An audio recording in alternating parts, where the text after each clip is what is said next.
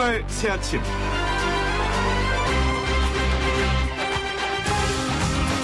요즘 코로나도 그렇고 경제도 그렇고 즐거운 일이 별로 없어서 불행한 분들 많으시죠? 하지만 억지로라도 행복감을 가져야 될 것 같습니다. 미국 캔자스 대학의 한 연구에서는요. 저소득층 가정의 아이들은 4살이 될 때까지 칭찬보다는 비난을 12만 5천 번 더 듣는 반면에 고소득층 가정의 아이들은 비난보다는 칭찬을 56만 번이나 더 듣고 자라더랍니다. 이와 관련해서 영국의 오스왈드 교수는 행복한 청소년기를 보낸 사람일수록 소득 수준이 높고 삶의 만족도가 1점 올라갈 때마다 소득은 약 2,000달러씩 증가하는 걸 발견했답니다. 직원이 행복하면 회사의 생산성이 12% 증가하는 반면 불행하면 생산성이 10%나 감소한다는 것도 알게 됐다고 하네요. 아이들에게 비난보다는 칭찬을 그리고 행복한 청소년기를 경험하도록 해주는 것이 우리들의 미래에 얼마나 중요한지 새삼 느끼게 됩니다. 따뜻하고 상식적인 보통 지식인 노영희 변호사가 진행하는 YTN 라디오 노영희의 출발 새 아침. 지금부터 행복한 나라를 만들기 위해서 열심히 뛰어보겠습니다.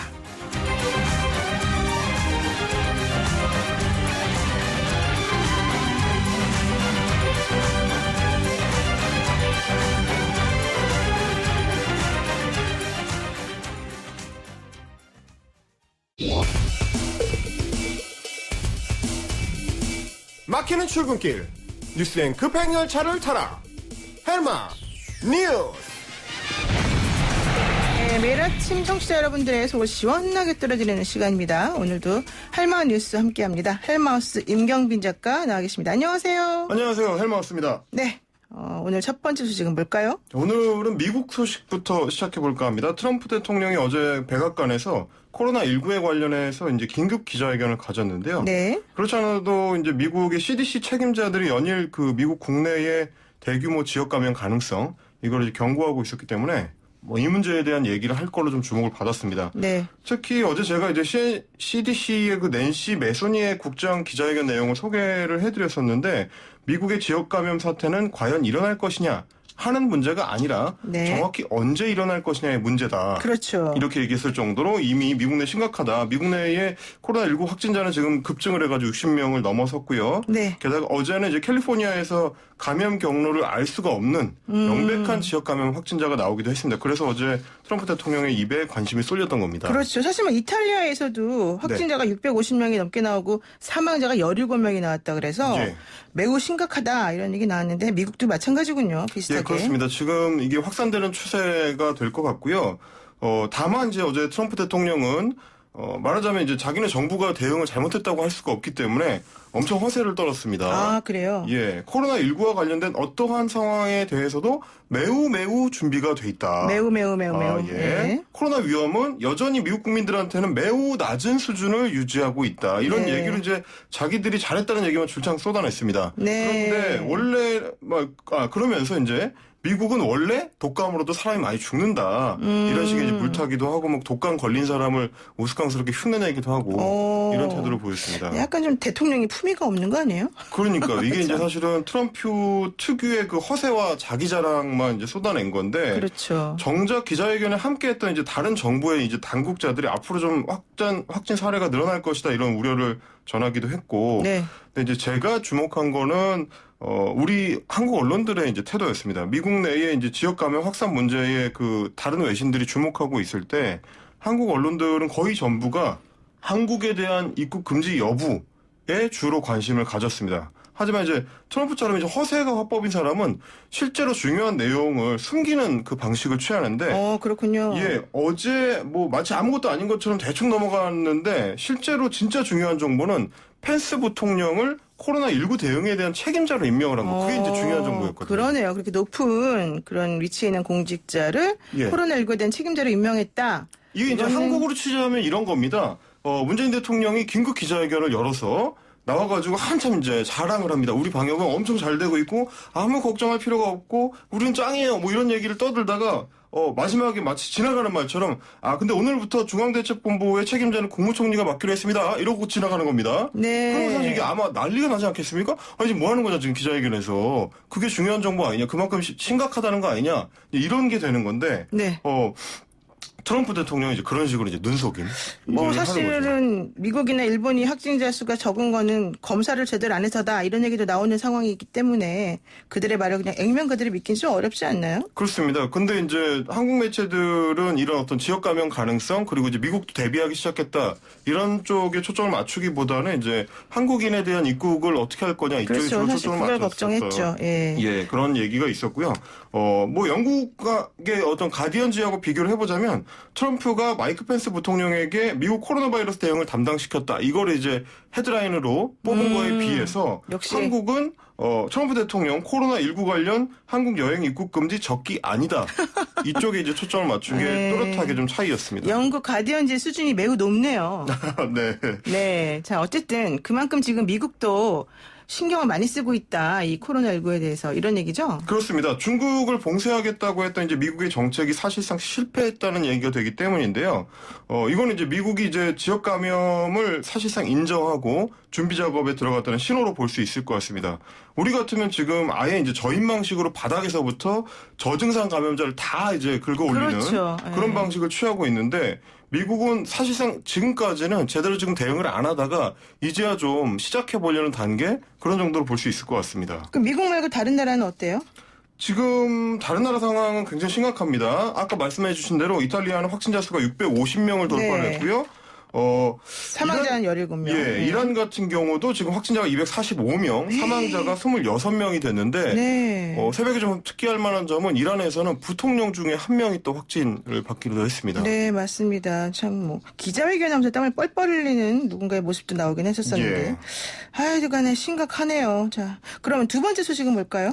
두 번째 소식은 이제 한국 입국을 포기하는 중국인 유학생이 늘어나고 있다는 소식입니다. 네. 교육부에 따르면 이제 중국인 유학생이 25일에 1,300명 정도가 입국할 예정이었는데 실제로는 그 절반을 조금 넘는 838명만 입국을 했답니다. 네. 그러니까 입국 예정자의 이제 약 36%가 한국행을 돌연 취소한 건데 24일 기준으로 중국에 남아있는 중국인 유학생은 34,613명이라고 합니다. 네. 그러니까 전체 중국인 유학생 7만 명 중에서 한 절반 정도가 개학을 앞두고 아직 입국을 안 한 건데 코로나19의 이제 한국 내 지역 확산에 대한 우려 때문인 걸로 보입니다. 그러니까 뭐 굳이 중국인 입국하지 말아라라고 안 해도 알아서 예. 안 오는 거네요. 그런 상황인 겁니다. 지금 실제로 이제 그 얘기를 가지고 그동안 그 중국인 유학생들 문제로 이제 선동을 하는 기사들이 굉장히 많이 나왔었는데 그랬죠.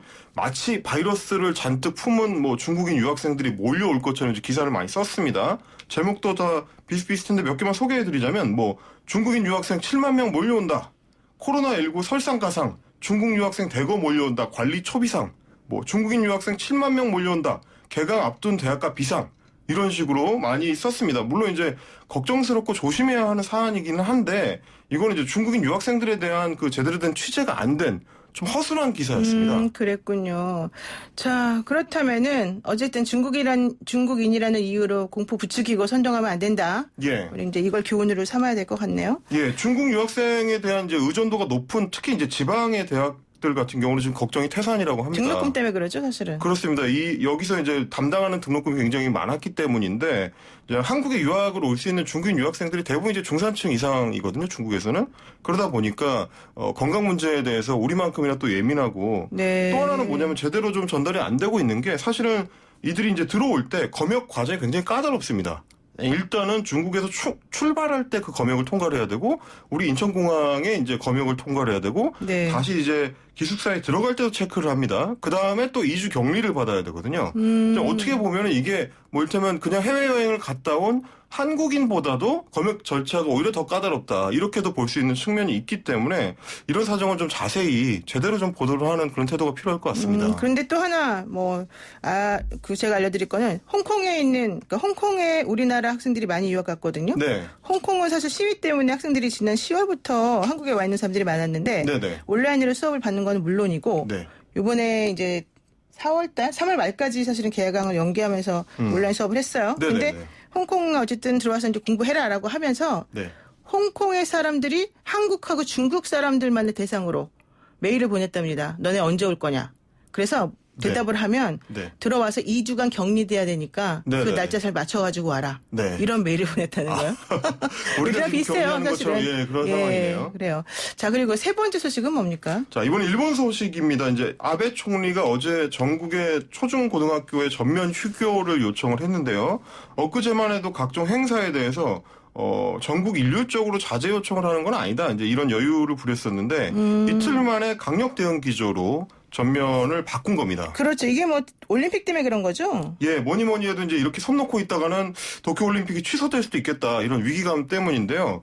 딕파운드 IOC 위원이 AP통신과의 인터뷰에서 이렇게 얘기를 했습니다. 코로나19 때문에 도쿄에서 올림픽을 치르기에 너무 위험하다면 올림픽을 연기하거나 개최지를 바꾸는 것보다는 아예 대회를 취소할 가능성이 크다. 그러니까 뭐 이제 전제 조건을 다 알긴 했습니다. 네. 이게 너무 퍼지게 되면은 취소될 수도 있다. 이런 얘기긴 한데 어쨌든 돌려 말하기는 했지만 취소될 수도 있다는 얘기거든요. 그렇죠. 그러니까 이게 물론 IOC의 공식 견해는 아닌데 이분이 그 어떤 위치에 있는 IOC 위원인지가 중요합니다. 1978년부터 IOC 위원으로 활동을 해왔고요. 네. 부위원장까지 지낸 굉장히 비중 있는 인물이기 때문에 40년이 넘도록 IOC에서 그렇습니다. 활동했네요. 그러니까 네. 이제 발언권이 좀 있는 사람이죠. 그런 사람 입에서 이제 대회를 취소할 수도 있다는 가능성이 나오니까 부랴부랴 아베 정권이 이제 위기감을 느낄 만한 그런 상황이 된 거고 앞으로 몇 주 동안이 이제 일본에서도 이거를 잡을 수 있는 어떤 분기점이 될 걸로 예상이 됩니다. 그러니까 일본이 지금 진단을 잘 뭐 못하는 것도 있지만 예. 좀 일부러 안 하는 것 같기도 한 게 이 올림픽 때문에 그런 것 같아요. 그렇습니다. 실제로 이제 뭐 일본 후생성에서는 우리가 최대로 하면은 3천여 건까지도 할 수 하루에 있다. 예, 검사할 수 있다. 이렇게 밝혔었는데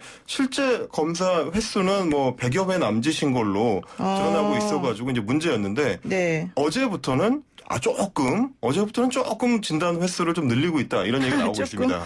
그런데요, 그 코로나 진단 검사 받는데 얼마 드는지 아세요? 일본에서요. 뭐 일본이든 어디든 나라마다. 다른 나라 뭐 미국 같은 경우는 굉장히 좀 비싸다는 얘기가 많이 전해지긴 했었는데. 네, 우리나라는 사실은 공짜로 받고 있는데 예. 미국은요 한 명이 어제 가서 검사 받다가 400만 원 400만 원. 검진비만 400만 원 폭탄을 맞았답니다. 아, 정말 그야말로 그렇게 되면은 최대한 안 가려고 할 거 아닙니까? 그러니까요. 아, 정말 걱정이네요. 진짜 대한민국 훌륭하지 않습니까? 예. 예, 오늘 말씀 여기까지 듣겠습니다. 감사합니다. 네, 고맙습니다. 지금까지 헬마우스 임경빈 작가였습니다.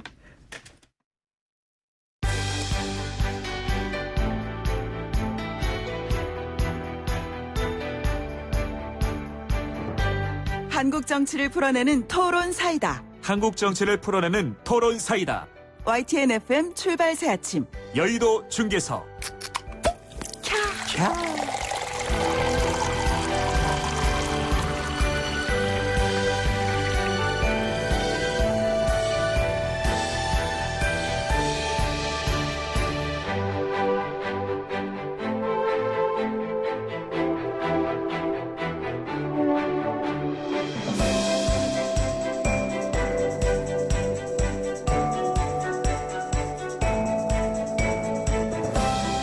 한국 정치를 풀어내는 토론 사이다. 여의도 중계석 시간입니다. 캬! 이 소리 막 절로 생각이 나는데요. 여의도 정치 상황을 누구보다도 명쾌하게 풀어주실 두 분 모셨습니다. 더불어민주당 강병원 의원 나오셨고요. 안녕하세요. 안녕하세요. 더불어민주당 강병원 의원입니다. 네, 미래통합당 백승주 의원 함께합니다. 어서 오세요. 예, 안녕하세요. 미래통합파 백승주 의원입니다.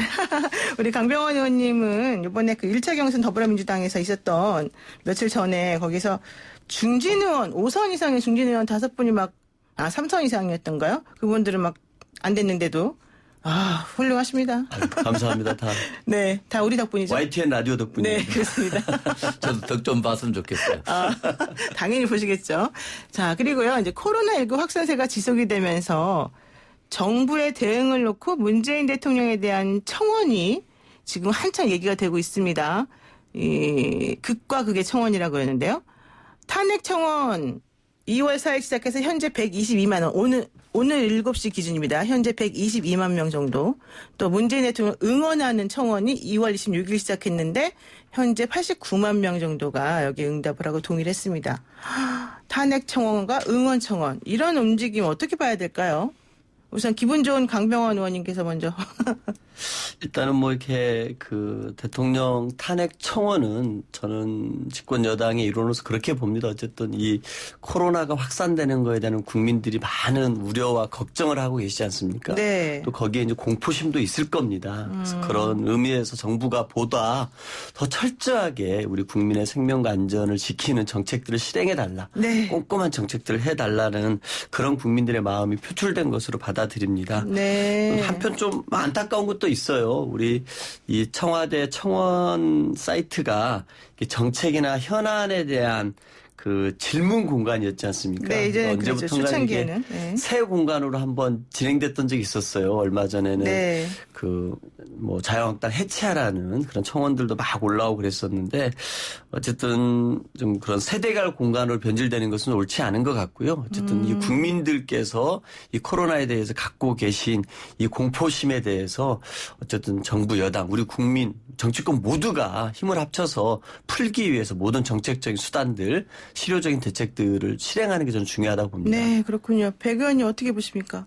표정이 안 좋으신데. 탄핵 청원 122만 명이 광화문 광장에 촘촘하게 서 있다고 생각하면은 정말 이 정부, 문재인 정부 무겁게 받아들여야 된다고 생각을 합니다. 네. 저는 이 국민들이 이 지금 코로나 상황과 관련해서 천재지변으로 받아들이지 않고 인재 또 지도자의 난으로 받아들이는 그런 상황이라 이렇게 생각을 해요. 지도자의 난이요. 지도자가 잘못 대응하고 있다는 거죠. 문재인 대통령이 잘못 대응하고 있다 이렇게 인식하고 있는 것이 탄핵 청원 122만으로 나타났다고 보고요. 제가 어제 현장에 이제 구미에서 왔다 하면 좀 조심스럽죠. 구미도 한 10명 정도 확진자가 그렇죠. 나왔는데 작은 도시에서 그 어제 오후 2시에 구미 농협 파마스라는 매장에 이제 마스크를 판매한다 해서 제가 현장을 가봤는데 네. 2시부터 판매하고 이걸 한 봉에 3장이 들어있는데 이걸 2장씩 팔아서 4,500원 파는데 2시에 판다 해서 제가 현장을 가니까 2시 5분 되니까 줄을 딱 끊어요. 300명에서 제가 306번째 정도 갔습니다. 어머, 그러면 못 사신 거예요? 마스크를 못 사고 장사진을 치고 이 전쟁 상황이에요. 네. 그 마스크 사러 나온 사람, 마스크를 살려고 줄 선 사람, 줄 섰다 돌아가는 사람의 그 눈빛과 가슴 속에 뭐가 있냐면 이 마스크도 제대로 살 수 없는 나라. 그렇죠. 이게 무슨 이런 일이 있느냐. 네. 공공이 돌아오면 생각하니까 마스크를 우리가 1200만 장을 하루에 생산을 합니다. 이 300만 장이 정부 통제 밖에 외국으로 수출되고 있다. 중국으로 가고 있다. 이런 의혹들이 지금 제기되고 있는 상황이에요. 이게 현장에서 국민들이 느끼는 건 마스크를 구하고 싶을 때 구할 수 없고 사용하고 싶을 때 사용할 수 없는 이런 상황에 이 분노를 저한테 알아야 됩니다. 네. 이 122만 곧 많이 증가될 것인가. 저는 지금 이 상황에서 대통령 타와 정부 탓할 상황 시간 없어요. 그런 네. 여유도 없고 총력을 다해서 우리 강 의원님 말대로 이걸 극복해야 되는 상황인데 이 마스크 한 장에 나타난 마스크 구입난에 나타난 민심을 제대로 알아야 된다. 네. 그건 좀 알고 계신 것 같아요. 홍남기 부총리가 어제 그래서 마스크 대란에 대해서는 사과를 일단은 하신 걸로. 그렇죠? 예. 저도 뭐 이렇게 어쨌든 그 백승주 의원님 말씀에 공감을 하고요. 어쨌든 국민들께서 이제 이 코로나에 대해서 걱정들 많이 하시고 어쨌든 자기 방어 차원에서 네. 개인 위생 차원에서 그렇죠. 손 씻기도 정말 열심히 하시고 네. 어쨌든 집회라든지 이런 것들 자제하고 또 정부의 차원에서 금지도 하고 있지 않습니까? 네. 또 그러면서도 가장 중요한 게 마스크예요. 근데 이제 이 마스크를 어떻게 하면 국민 개개인에게 효율적으로 전달되게 할 것이냐. 네. 이게 되게 중요한 것 같아요. 그래서 지금 정부가 생각하고 있는 것은 서울 경기권 같은 경우는 1만 개 약국에다가 점포당 100장씩. 그리고 한 사람이 너무 많이 사가면 또 안 되지 않습니까? 그렇죠. 제한을 그래서 두죠. 1인당 그래서 5장씩만 사갈 수 있게끔 했지 않습니까? 네. 이것도 있고 뭐 우체국 같은 경우 시골 같은 경우는 우체국에서 살 수 있게끔 네. 하고 하나로마트에서 사게끔 하고 여러 가지 방법들 찾고 있는데 정말 개인들이 한 사람 한 사람이 다 가져갈 수 있게끔 어떤 방법이 있을까 네. 이런 고민들을 많이 해봅니다. 저희 지금 요즘 민주당 의원들이 이거 가지고 논의를 하고 있어요. 그래서 네. 이거를 이 통반장님들을 이용을 해서 그분들을 통해서 각 가가호에 정부처럼 몇 시부터 몇 시까지 나눠드리는 방문하겠습니다. 걸로? 이렇게 나눠드리는 것도 방법이 아닐까. 여러 가지 방법을 지혜를 모아야겠습니다. 보도자를 내고 또 그런 제안을 하고 우리 저 구미시의 시장을 만나서 제안을 했습니다만 네. 이게 이제 청정지역이 있지 않습니까? 좁지만은 네. 청정지역 안전한 지역이 있고 확산이 막 굉장히 되는 경상북도 청도, 대구, 구미, 또 칠곡 이런 지역에는 중앙정부와 또 지방정부가 협력해서 예산에 구애받지 말고 완전히 국가가 일시적으로 네. 구입을 해서 통관 조직에서 행정 조직을 통해서 그 일상적으로 이렇게 사용할 수 있도록 공급하는 것도 이런 게 국가가 해야 될 일이 아니냐. 가가호. 되게 좋은 의견이라고 네, 생각이 그래요. 듭니다. 예. 돈은 그렇게 많이 드는 것도 아닌 것 같아요. 이게 마스크를 그래서 또 충분히 추경 예산 또 예비비 재난 안전비 이런 게 있으니까 일단 정부가 구매해서 통반장을 통해서 가가호 공급을 해서 이 마스크만이라도 국민들이 이좀 안심하고 편하게 살 수 있게. 필요한 만큼 네. 구하고 필요할 때 언제든지 사용할 수 있다 매점에서도 없어지거든요. 네, 네. 이런 부분에 대해서 왜 획기적인 조치를 못 취하느냐. 네. 그런 부분에 대해서 정부가 이것이 결국 국민들이 피부에 와닿는 행정 위기 시에 그런 거거든요. 저는 저 백승주 의원님 말씀 되게 좋은 말씀이라고 생각이 들어요. 아마 정부가 추경안을 짜서 곧 국회로 올 겁니다. 네네. 저는 2015년 메르스 추경 같은 경우는 국회에 도착하고 18일 만에 처리가 됐거든요. 네. 저는 그런 의미에서 정말 뭐 추경을 기다릴 것도 아니라고 봅니다. 그렇죠. 정말 긴급 명령, 경제명령권이라도 발동을 해서 먼저 쓸 건 써야 된다고 봐요. 그리고 국민들이 어느 장소에서 모여가지고 줄 서는 이런 모습이 아니라 네. 정부가 충분히 이거는 국가 비상사태라고 인식을 하고 재난방송을 통해 국민들에게 알리는 겁니다. 네. 몇 시부터 몇 시까지는 가가오 다 방문해서 마스크를 나눠드릴 테니까 그 시간엔 문을 열어주시고 요즘 저녁에 모임도 안 하지 않습니까? 그렇죠. 그 시간에는 이 감염병 확산 방지와 또 우리 모두의 건강을 위해서라도 대개 겨셔 주시고 모든 행정 인력을 동원해서 집집마다 마스크를 나눠드리는 것도 방법이라서 생각이 네, 듭니다. 네, 저는 맞습니다. 모든 비상 상황, 정말 특별한 대책들을 다 짜내야 된다고 생각합니다. 국민들의 불만 중에 가장 큰 불만이 하루 1200만 장 생산되는데 이 공급 때문에 문제가 어디 없거든요. 가느냐? 300만 장이 어디로 갔느냐예요. 이것에 대해서 그저께 코로나 3법에 뭐 그 관련 법안도 있습니다만은 이 일시적으로 국가적 재난 상황에서 이 마스크를 국외 수출한 것을 행정 조치를 통해서 차단을 하고 또 매점 매석하게 돼서 적절한 의법 조치를 취해가지고 이걸 해결해야 되거든요. 300만 장이 다른 상국으로 수출된다는 데 대해서 국민이 굉장히 분노하고 있는 거예요. 여기서 정부가 그 가짜 뉴스면 가짜 뉴스라고 이야기를 밝히고 그게 진짜 뉴스면은 통제하는 방안을 밝혀서 국민적 의심을 해소시켜줘야 되는. 그거는 제가 정확히 말씀드리겠습니다. 일단은 며칠 전에 정부가 마스크 대책을 발표를 네, 하면서요. 네. 이 1,200만 명 중에 50%는 공적 의무 공급을 하기로 하지 않았습니까? 그렇죠. 공적으로 그리고 먼저. 수출도 네. 제한을 해서 전체 생산량의 10%만 수출할 수 있게끔 됐고 아마 이 부분도 우리 백 의원님 걱정하시는 것처럼 일시적인 수출 제한 조치도 취해질 것입니다. 네, 좋습니다. 이제 마스크 얘기 거기까지 초당적 협력하는 것을 우리가 결론으로 하고요. 두 번째 질문 하나 드릴게요. 심재철 미래통합당 원내대표가 박능호 보건복지부 장관 사퇴해라 이런 얘기 지금 하셨단 말이에요. 그 코로나19 사태 확산 원인에 대해서 중국에서 들어온 한국인이 원인 아니냐 뭐 이런 얘기 했다는 것 때문인데요. 근데 저는 그런 물론 이제 저는 맥락을 살펴봐야 되지 않습니까? 말이라고 하는 게. 근데 그 말을 했다고 해서 이게 사퇴까지 촉구할 사유가 되느냐? 이걸 질문하고 싶습니다. 이 부분은요. 예. 정말 박능후 장관이 물론 앞뒤 문맥을 따지고 뭐 전체를 봐야 됩니다만 네. 중국에서 한국인이 감염주 원인에 이 말을 하는 순간 이 박능후 장관이 중국 장관인가 대한민국 장관이냐. 대한민국 장관이 이런 생각이 들잖아요. 그렇죠. 네. 이 장관 당장 사퇴요. 너무 사치한 거예요. 당장 해임해야 됩니다. 해임해야 되고 왜 이런 발언이 나오느냐. 2월 1일에 최대집 대한의협 회장이 이 심각한 상황으로 보고 네. 중국인 또 중국에서 오는 사람 중국을 거쳐 외국인에 대한 출입 통제를 하고 심각한 상황으로 하라고 하고 그 뒤에 6차례 의협에 보고를 해요. 의협 네.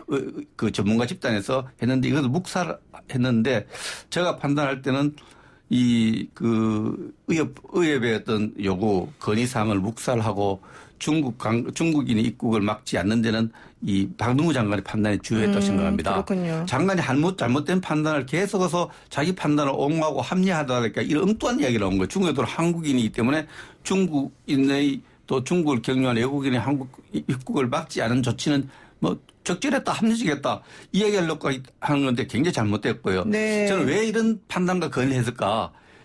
보건복지부 장관이 국민 건강을 생각하지 않고 대중외교, 네. 시진핑 방한 이런 문제에 신경을 써서 잘못된 건의를 해서 이런 엄청난 잘못을 저질렀고 이것이 대통령 탄핵 소원 네. 120만 끌고 갔다. 네. 이 대통령을 위해서 이 정부를 위해서 잘라야 됩니다. 네, 좋습니다. 잠깐만요. 강병원 의원님, 그러면 지금 백 의원님 말씀하셨지만 사실 박능우 장관의 발언이 더 문제가 된 게 홍익표 전 수석 대변인님의 말씀이나 이런 것들 때문에 좀 오해의 소지가 있었기 때문이다. 이런 얘기 나오지 않습니까? 그런 부분을 연결해서 생각해 본다면은 지금 나오는 반응에 대해서 어떻게 보세요?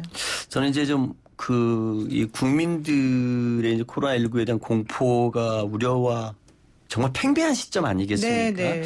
이게 정부 인사들보다 좀 세심한 좀 언행이 좀 필요한 때 같아요. 네, 세심한 언행이 필요하다. 아마 좀 이렇게 그 법사위를 보면은 정말 이렇게 야당 의원님들의 좀 질책이 좀 거셌던 건 사실 아닙니까? 네, 보면은 네. 좀 너무 격할 정도로 마치 좀 모든 이 중국인들 출입 금지를 안 시켜가지고 이 모든 사태가 일어난 것처럼 말씀을 하시다 보니까 막 박 장관 나름대로 좀 과학적인 사실은 맞지만 좀 언어 선택에서는 부적절하지 않았나 생각이 듭니다. 좀 네. 아쉬운 게 있어요. 네. 근데 지금 이제 우리 초반에도 우리 백승주 의원님하고 얘기를 했습니다.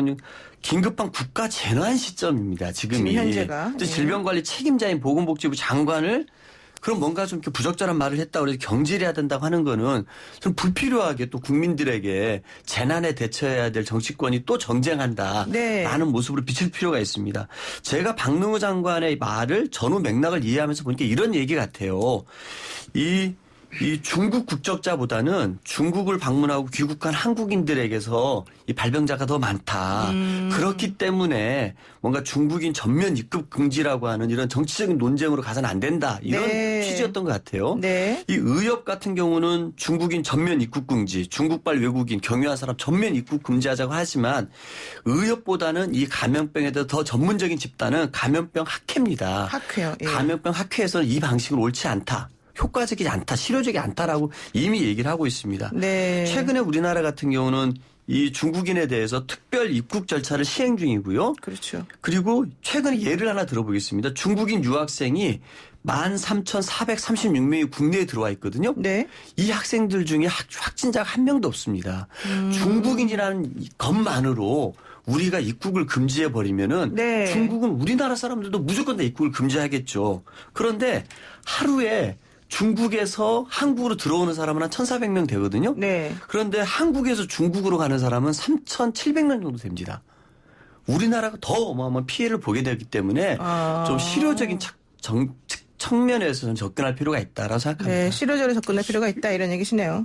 그 문제는 지금 그 자체가 저는 충분히 종합적으로 고려할 수 있는 요지는 되지만 그러나 지금 경제적으로 또 인적 교류 측면에서 우리가 손해보는 측면이 있다 없다 유리하다 불리하다 이거 따지는 상황이 아니에요. 이거는 국민 건강에 심각한 건강에 관련되기 때문에 우선 이렇게 하는 것이 옳으냐 그렇지냐를 따져 이렇게 하면 우리가 유리하고 이렇게 하면 중국이 불리하고 이런 이해관계를 따질 때 이 문제가 잘못된 겁니다. 우리가 중국에 출입 금지하는데 중국인에 대한 포비아 혐오가 아니고 바이러스에 대한 포비아죠. 네. 그래서 중국이 한국인에 대한 출입을 좀 제한한다면 한국인에 대한 혐오, 한국에 대한 부당한 조치가 아니고 중국인을 건강을 생각하고 그 바이러스의 확산에 대한 포비아, 공포 이런 거라고 봐야 되기 때문에 네. 이것은 유리불리를 따지 않고 우리가 그 당시에 중국인의 입국 금지 또 중국 경유 입국 금지는 정책적으로 결단을 내려야 될 사항이 유리불리 이라면 시진핑이 한국 오는데 유리할까 불리할까 우리가 중국을 더 많이 가는데 유리할까 불리할까 우리가 더 손해보는 거 아니야 경제적으로 더 의존하고 있는데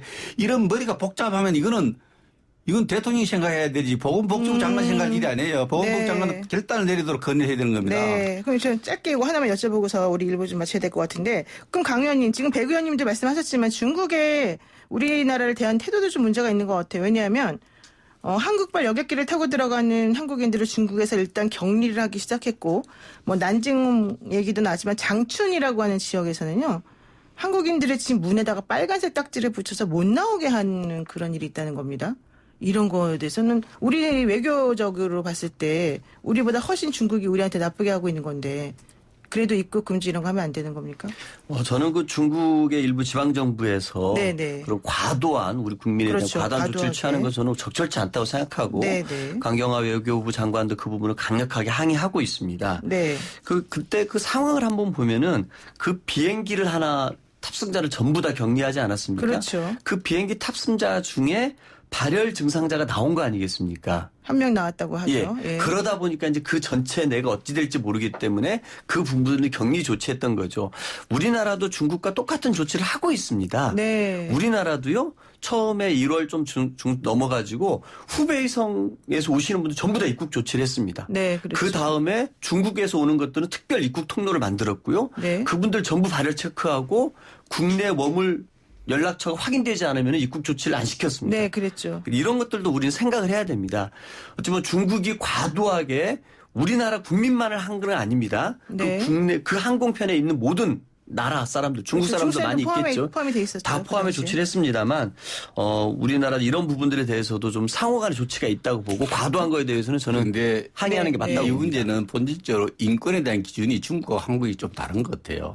이렇게 우리가 확진 의심자, 확진자 자가 격리를 하더라도 집 앞에다 빨간 딱지를 붙여 온 동네다 빨간 딱지 붙은 집 사람을 격리하고 이렇게 그렇죠. 보여주는 것 자체는 중국인의 인권의식, 중국 정부, 지방정부라고 중국 대사는 변명을 했습니다만 한국인 인권에 대한 침해예요. 그렇죠. 예. 빨간 딱지 붙이고 이렇게 한 것은 이 부분에 대해서 우리 국민들은 더 억울한 우리는 그렇게 안 했는데 호혜적으로 중국도 우리한테 잘해주기로 하는데 중국은 전혀 그렇지 않거든요. 네. 이런 데 대해서도 분노하고 한중 관계가 옛날에 그 조선시대 한중 관계냐 중국은 지 마음대로 하고 한국은 이렇게 이렇게 조심조심 끌어당겨야 항의하고 읍소하고 이래야 되느냐. 네. 이런 데 대한 분노가 겹쳐 있는 겁니다. 이런 부분이 막 그러니까 우리가 항의하니까 중국 대사가 나와서 말하는 것 자체도 저는 좀 안 좋게 들려요. 이거는 중앙정부와 관계없이 지방정부, 장춘 지방정부가 한 거기 때문에 모르겠다 하는데 이건 말도 안 되는 거예요. 네. 그러면 모르겠다가 아니고 그건 한국인의 인권에 관한 문제이기 때문에 바로 시정조치를 하겠다. 중앙정부의 정권대사라서 네. 이걸 이야기를 해야 되는데 모르겠다는 식으로 이야기하면 안 되는 거죠. 네. 이런 부분은 한중 관계가 몇 년 동안에 너무나 이 수평적 관계가 아니고 우리가 조금 저자세로 나가서. 저자체로 나간 후과입니다. 네, 알겠습니다. 여기서 잠깐 쉬었다가 다시 뜨거운 토론 이어가도록 하겠습니다. 네, 노영희의 출발새 아침 1부 순서 마치고요. 잠시 후 2부로 돌아오겠습니다. YTN 라디오 94.5 메가헤르츠 FM 94.5 메가헤르츠인데요. 노영희의 출발새 아침 2부 문을 열었습니다. 불꽃 튀는 여의도 토론, 여의도 중계석, 더불어민주당 강병원 의원, 미래통합당 백승주 의원과 함께하고 있습니다. 우리가 1부에서 너무 뜨겁게 토론을 하다 보니까 지금 문자가 막 폭발적으로 오고 있는데 여기 약간 이제 중국 정부와 우리 정부에 대해서 비난하는 게 좀 많이 오네요. 이거 제가 읽어드리긴 좀 곤란할 것 같고요. 자, 다음 얘기를 한번 넘어갈게요. 우선 이제 그 코로나19 확진자 수가 늘고 또 신천지 신도들이 상당 부분 확진자로 판명이 되면서 또 청도 대남병원 그 정신치과 치료 받던 분들이 대거 확진되면서 이 병상 확보가 문제다. 그래서 경기도랑 서울시가 대구시장의 도움 요청에 대한 반응이 좀 다른 것 같더라. 요 얘기가 나오고 있습니다. 이재명 경기지사가 뭐 대구에 일반 환자를 보내라 이렇게 역주안했다가 뭐 아니다. 중증 환자용 음압병실을 수용하겠다. 뭐 이런 입장을 밝히기도 했고 박원순 서울시장은 확진자 특히 중증 환자 받겠다 이런 입장을 나타냈는데 사실 제가 어떤 구의 정신건강 무슨 위원회 위원이에요. 어제 갔는데 뭐가 있었냐면 그 병원에 입원해 계신 분을 퇴원시키겠다는 거예요. 그래서 왜 퇴원을 시키냐 아직 치료 받으셔야 되는데 그랬더니 대구에서 그 정신과 치료 받으시는 분도 옮겨야 되잖아요.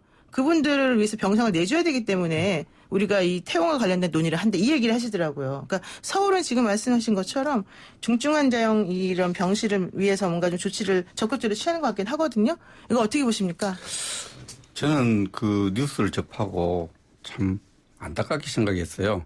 대구 안타깝다. 권영진 시장은 좀 경기도 서울시가 좀 이렇게 도와줬으면 좋겠다 이렇게 하니까 물론 서울시장은 중증 환자, 정말 대우가 필요하고 우리 시민들이, 우리 국민들이 필요한 사경을 다투는 환자에 대한 치료에 나서겠다 해서 저는 박원순 시장 잘했다고 생각합니다. 네.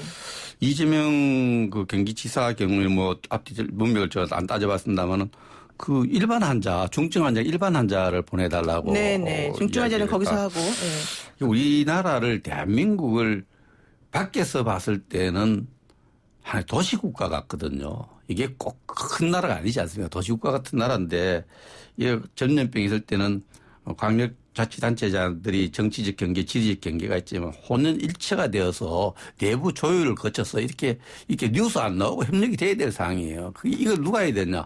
컨트롤타워 대통령이 해야 되는 겁니다. 국무총리가 해야 되는 일이에요. 네. 이것을 대구시장은 요청하고 한쪽은 한쪽은 일반 환자만 보내라. 한쪽은 중증 환자만 보내라. 대구 시민들, 경북도민들이 볼 때 경기지사 보기를 뭐로 보겠어요? 이야, 저럴 수 있나 이렇게 생각할 거. 이런 부분들이 국민 화합을 해칩니다. 그래서 네. 이런 부분을 물밑에서 이렇게 잘 조율되어 가지고 그렇게 가야 되는 거예요. 도시국가 같은 모습으로 그냥 대구시에서 필요해서 환자가 중증 환자 넘치면은 중증 환자 치료할 수 있는 서울뿐만 아니라 충청도 어디로 쭉 보내고 또 일반 환자 이런 시스템을 움직여야 되는데 공개적으로 이렇게 표명한 자체가 상식을 넘어섰다. 경기지사가 일반 환자만 보내라. 이런 거는 어떻게 이런 이야기를 할 수 있는지 참 내가 이게 위정자인지 네. 이 대한민국 위정자인지 정치인인지 대통령 꿈꾸는 정치인인지 저는 참 잘못된 말이 있기를 제가 잘못 읽었기를 바랍니다. 아니, 근데 이재명 지사 쪽에서는 여기에 대해서 아니다, 오해다 이런 얘기를 하긴 했어요. 아마 그게 상식이겠죠. 어떻게 이런 말을 할 수 있겠어요. 네. 나 이런 말이 사실이라면 지도 자격이 없다 생각합니다. 네. 어떻게 보세요, 강병원 의원님? 예. 저는 좀 이렇게 지금은 좀 똘똘 뭉쳐야 될 때 그렇죠. 아니겠습니까? 그렇죠. 그래서 이제 대구 상황을 좀 조기에 종식시키는 것이 네. 전국 확산을 막는 저는 지름길이라고 생각이 듭니다. 이렇게 지자체 간의 협력은 저는 너무나 당연한 것 같고요. 이 기회에서는 우리가 지금 이제 확진을 받는 분들을 전부 병원에 모아서 치료하는 방식이 옳은지도 한번 생각해 볼 필요가 있는 것 같아요. 네. 지금 대구 상황을 보면 제가 봐서는 이 신천지에서 얼마나 더 쏟아져 나올지 모르고 그렇죠. 앞으로 얼마나 많은 분들이 좀 이로 인해서 피해를 입었을지 모르는 상황입니다. 네. 이 모든 상황을 병원에 입원시켜서 치료하니까 과연 가능할지도 생각을 해봐야 된다고 봅니다. 이 뭐 이렇게 경증이 있고 중증이 있고 심각한 상황이 있다는 거 아니겠습니까? 그렇죠. 지금 사망자는 이 심각한 상황에서 나오고 있습니다. 경증과 중증에서 사망자가 없거든요. 적어도 이 경증이라고 하는 분들 같은 경우가 숫자가 네. 늘어난다고 가정해 보면은 이분들 같은 경우는 정말 철저한 자가격리를 하는 것도 방법이 될 수 있는 겁니다. 이 모든 환자들을 병원에 수용하려고 해서는 저는 과연 방법이 있을까 싶은 겁니다. 네. 중국 같은 경우도 후베이성에서 병실이 부족해가지고 난리가 났고 그러다 보니까 정말 열흘 만인가 몇천 병실을 짓지 않았습니까? 네, 그렇죠. 근데 우리나라 같은 건 그게 불가능할 겁니다. 저는 그런 의미에서 이 병의 정도에 따라서 철저한 자가격리를 해야 되고 저는 우리 국민 모두가 본인의 생명을 지키기 위해서나 공동체를 지키기 위해서도 이제는 이 심각하게 받아들여야 되거든요. 네. 얼마 전에 국회에서 우리 그 감염병 예방에 관한 법률 통과시켜서 이제는 이런 사실들을 감추고 검사 안 받는 사람들 처벌할 수 있게 되지 않았습니까? 네. 국회가 아마 이런 범들 좀 더 일찍 했으면 31번 환자 같은 사람 막을 수 있었고 처벌도 할 수 있었고 네. 강제로 저희가 검사도 받게 했을 수 있을 것입니다. 네. 그 31번째 환자 이후에 특정 종교와 집단으로 급속 확산되고 있고 지역사회 네. 감염이라는 게 전국화 돼버렸단 그렇죠. 말이죠. 저는 그런 의미에서 이 모든 환자를 병원에 수용하려고 하는 시스템도 이 기회에 좀 바꿀 바꿔라. 필요가 있다라고 예. 생각이 좀 듭니다. 근본적인 것들을 조금 바꿔서 뭐 해보자. 전적으로 그런 부분에 대해서는 의료계하고 보건복지부 판단해야 될 문제, 그렇게 가야 될 문제인데 문제는 똘똘 뭉쳐야 됐는데 안 해도 될 말, 이재명 지사 이런 안 해도 될 말을 해서 국민 화합을 해치고 여러 가지의 국민들 마음의 상처 이런 말들은 지도자들이 정말 신중해야 된다. 네. 만약에 그렇군요. 이재명 지사 이런 말을 했다면 정말 사과해야 됩니다. 이건 대구 경북 사람에 대한 사과에 국민의 사과를 해야 됩니다. 일반 환자만 받겠다. 말이 됩니까? 네. 치료 필요 중증 환자인데. 좋습니다. 자, 이재명 지사님이 우리 방송 들으시면 저한테 전화 오실 것 같은데 제가 나중에 잘 얘기하도록 하겠습니다. 자, 그리고요. 우리 총선 얘기 한 번만 하겠습니다. 진보 진영 내에서 비례정당 얘기가 솔솔솔솔 나옵니다. 시민단체들이 이제 자발적으로 나와서 만들겠다는 얘기이기도 하고요. 또 민주당에 공천 신청했다가 안 된 그 정봉주 전 의원이 손의원 무소속 의원과 함께 뭐 비례당 얘기를 지금 하고 있는데요. 이게 미래통합당이 그 위성 정당이라고 봐야 되죠. 미래한국당하고 이제 뭔가 잘 해보려고 하니까 민주당 이쪽에서도 조금 불안하다. 이런 것 때문에 나온 얘기 아닙니까? 강 의원님 보시기에는 어떠세요? 그동안은 사실 민주당은 우리 그런 거 안 맞는다 하긴 하셨었는데. 저는 뭐 여전히 저희 당은 그런 미래한국당 기생정당이라고 하면서 강력하게 비판했고 네. 저희 국회에서 연동형 비례대표제 도입하는 선거제 개혁을 하면서 그렇죠. 취지가 좀. 이건 그렇죠. 정말 맞지 않는 꼼수라고 얘기를 했습니다. 그럼에도 불구하고 또 선관위는 미래한국당이 제가 봐서는 뭔가 정당법에 맞지 않는 정당인 것 같음에도 불구하고 네네. 정당으로 승인을 해줬었는데요. 저희 당에는 분명 불리한 게 연동형 비례대표제입니다. 그럼에도 불구하고 선거제 개혁을 한 것은 대한민국 정치 발전이고 정말 국민 한 사람 한 사람의 주권이 이 국회 의석수에 제대로 반영되는 그렇죠. 국회를 만들자는 취지 아니었겠습니까? 저희 당의 희생적인 저는 결단이었다고 봅니다. 그러니까 안 만드시겠다는 거예요? 네, 저희 당에서는 뭐 안 만든다고 확신합니다. 저는. 확신까지 하시는군요. 근데 그렇게 되면 비례 의석이 너무 적어질 텐데. 미래한국당을 만든 것이 미래통합당이 아니고요. 또 구자유한국당이 아니고 더불어민주당하고 4+1입니다. 아, 그래요? 4+1당이 연동형 비례제를 만드니까 적자 네. 생존하기 위해서 참 기형적인 모습이죠. 역사에 있어서 미래한국당을 만들어서 생존을 추구했는데 네. 이 부분에 대해서는 두고 더불어민주당이 희생을 각오했다 했으니까 그 희생을 감당해야 됩니다.